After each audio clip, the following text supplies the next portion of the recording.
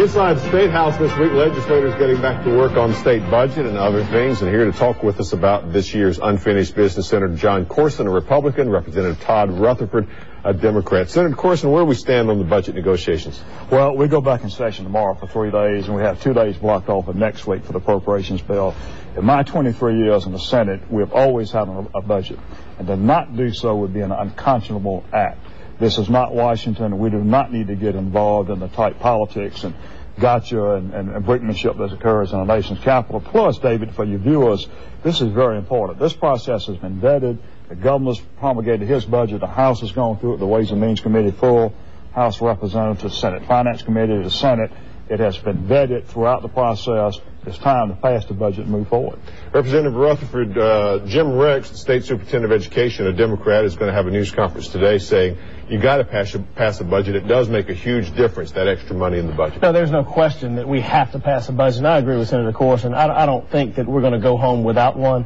And in fact, I'm embarrassed that we've gotten to this point. I think some of the sticking points as to why we don't have a budget, the disagreements over income taxes, the prior disagreement over workers' comp reform, are all things that should have been worked out earlier in the session so that we could have a budget by now. State employees not getting raises, our colleges and technical schools losing money because they don't get the increase that naturally comes every year would be devastating to those institutions. You're in the House. The House has been demanding DOT reform be resolved first. Is that still on the table, and is that going to happen? It's still on the table, and again, I think it will happen. And I personally think that it's ridiculous that we demanded that DOT reform come before the state budget. We're talking about $200 million in DOT reform as compared to $7.4 billion in the state budget. Certainly not worth holding up the state budget to get DOT reform. And Senator Courson, one piece of interest, I'm sure, for people, the income tax cuts. There are two versions. The House version starts at the top down, helping those over $2 million a year. The Senate gives a little bit to everybody. Well, the Senate, everybody who pays taxes will receive a break on the Senate component of the appropriations bill. But this, Todd is very, very correct on this. This budget that we've got this year is an education budget. It's a prime responsibility of the Palmetto States to educate our citizenry. 56% of the total money goes to education. We're funding K through 12 at a maximum level. We're funding higher education. You're not seeing the tuition increases that we've seen in the past in higher education. And we need to pass it. We need to get it done. And in South Carolina, as you know, David, we have to have a balanced budget. It's not like Washington. And two, the governor has the power of the line item veto, not like the president does. So we need to pass it, send it to the governor, let him do what he wants to do with it, and get it back and move forward.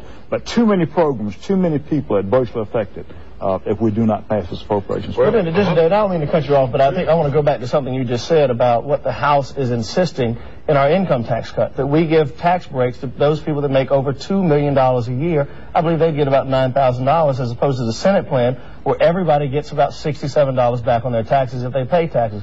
I can't believe that the general public is letting that go by the wayside and not enforcing what the Senate has done and making sure that everybody gets a tax break. There's $700 million in total tax breaks in the appropriations bill out of a $7 billion appropriations bill.